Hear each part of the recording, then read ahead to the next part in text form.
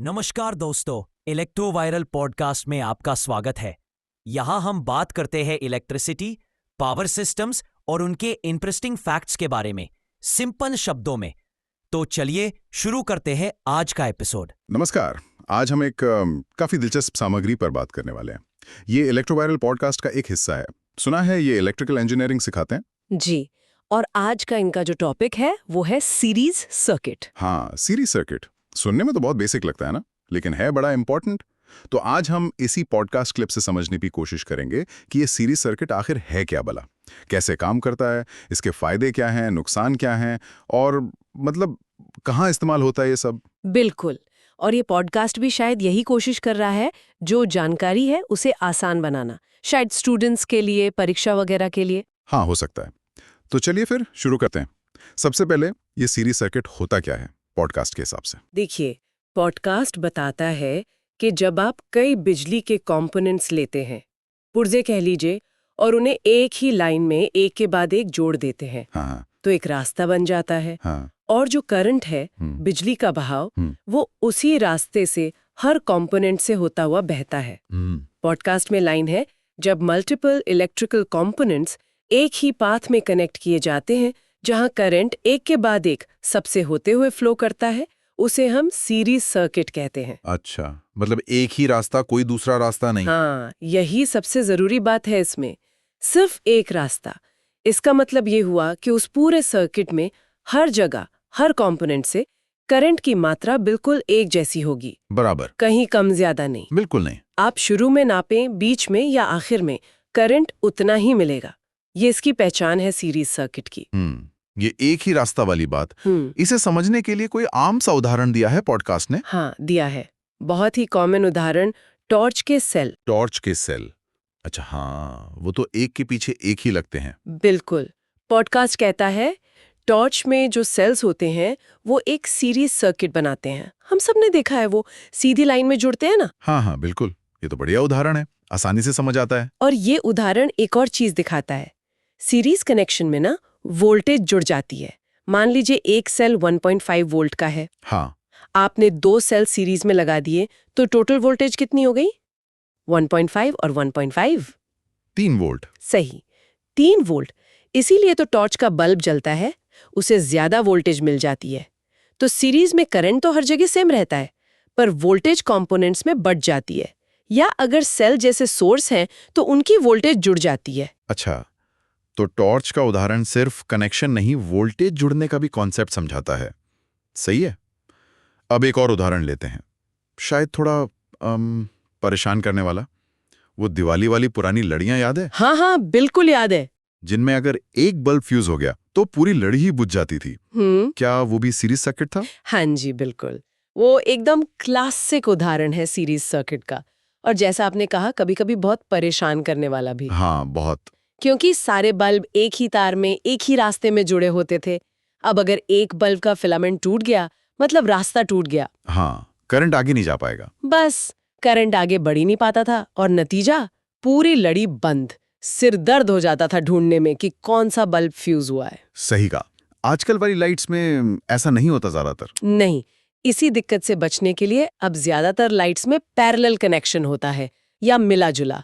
उसमें एक बल्ब खराब भी हो जाए तो बाकियों पर असर नहीं पड़ता, वो जलते रहते हैं। समझ गया। तो टॉर्च और पुरानी लड़ियां दोनों सीरीज सर्किट के अच्छे उदाहरण हैं, अलग अलग पहलू दिखाते हैं। अब आते हैं इसके फायदे और नुकसान पर। पॉडकास्ट में कहा गया कि इसका एक बड़ा फायदा है, इसे बनाना आसान है। जी, लिखा है, इस सर्किट का फायदा ये है कि बनाना सिंपल होता है, मतलब वायरिंग वगैरह में झंझट कम है। हाँ बिल्कुल।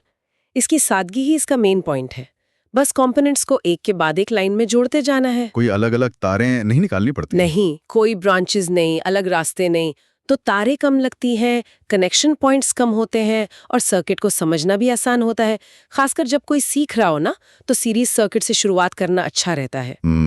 लेकिन फिर वही दिवाली लाइट वाली बात याद आती है।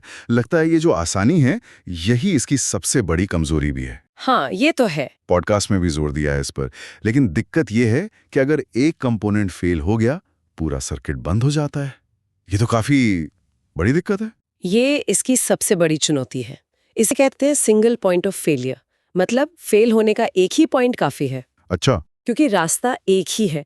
अब उस रास्ते में कहीं भी रुकावट आ गई, कोई कंपोनेंट जल गया या तार टूट गई या स्विच खराब हो गया, कुछ भी हुआ तो पूरा सर्किट ठप। हाँ, बंद। तो भरोसे के लिहाज से देखें, मतलब रिलायबिलिटी, तो ये कमी है। जहां सिस्टम का चलते रहना बहुत जरूरी हो, जैसे कोई सेफ्टी इक्विपमेंट है या कोई जरूरी मशीन, वहां सिर्फ सीरियस सर्किट पर निर्भर रहना ठीक नहीं, रिस्की हो सकता है। ये तो बड़ा दिलचस्प है। मतलब जो खूबी है, सादगी, वही एक तरह से खामी भी बन गई। भरोसे की कमी। ऐसा होता है अक्सर इंजीनियरिंग में कि एक फायदे के साथ कुछ ना कुछ समझौता करना पड़ता है। हाँ, बिल्कुल होता है। इसे ट्रेड ऑफ कहते हैं। इंजीनियरिंग में ये बहुत कॉमन है। आप एक चीज बेहतर करते हैं तो शायद दूसरी चीज में थोड़ा समझौता करना पड़ता है। अच्छा। सीरीज सर्किट इसका बढ़िया उदाहरण है। आपको सादगी मिली, लागत कम हुई, लेकिन रिलायबिलिटी की कीमत पर।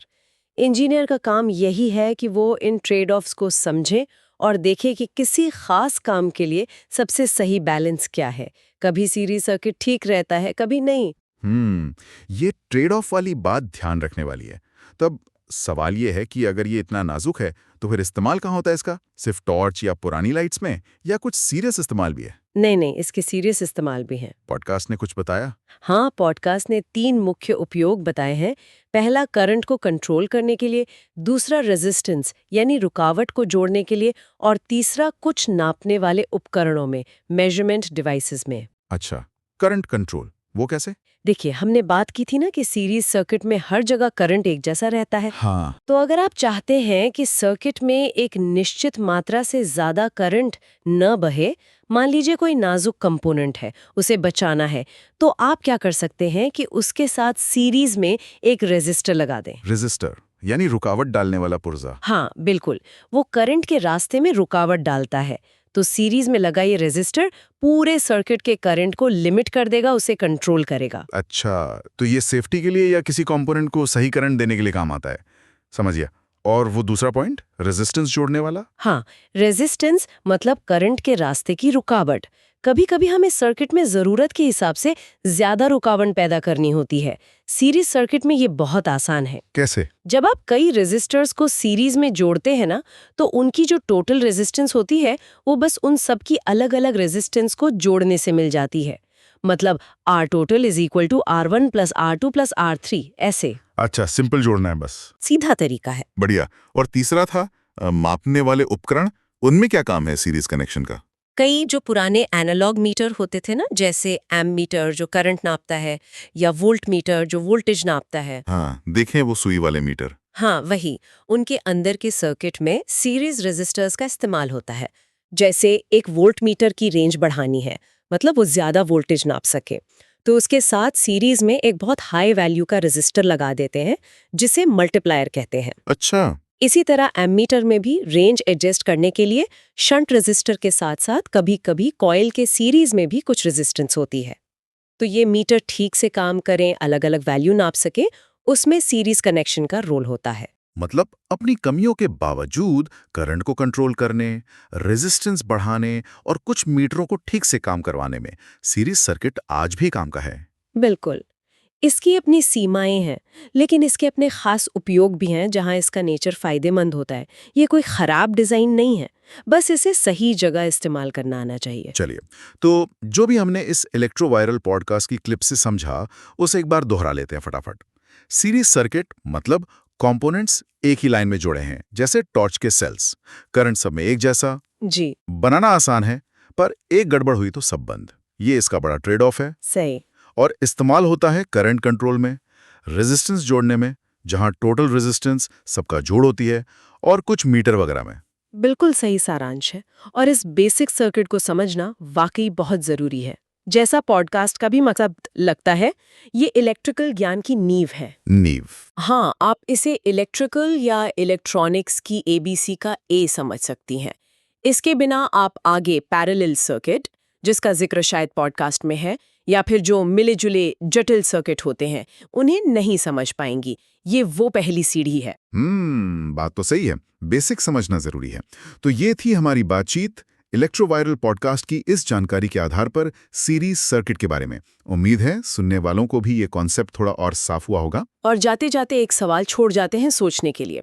हमने देखा कि सीरीज सर्किट की सबसे बड़ी कमजोरी है सिंगल पॉइंट ऑफ फेलियर। हाँ। तो सोचिए, जहां सिस्टम का लगातार चलते रहना बहुत ही जरूरी है, क्रिटिकल है, जी। जैसे अस्पताल की लाइफ सपोर्ट मशीन या हवाई जहाज का कोई कंट्रोल सिस्टम, और अगर वहां कुछ कंपोनेंट्स को सीरीज में लगाना ही पड़े तो इंजीनियर क्या करते होंगे? ये तो बड़ा सवाल है। एक पुर्जा खराब होने से सब बंद तो नहीं कर सकते वहां। बिल्कुल नहीं कर सकते।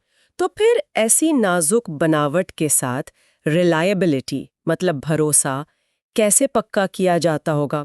क्या डिजाइन तकनीकें होंगी? क्या कोई और व्यवस्था जैसे पैरेलल सर्किट्स या शायद रिडंडेंसी मतलब एक के बदले 2 सिस्टम लगाना इस्तेमाल होता होगा?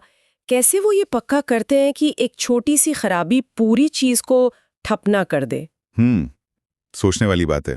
इंजीनियरिंग इस चुनौती से कैसे निपटती होगी? हाँ, इस पर गौर करना दिलचस्प होगा।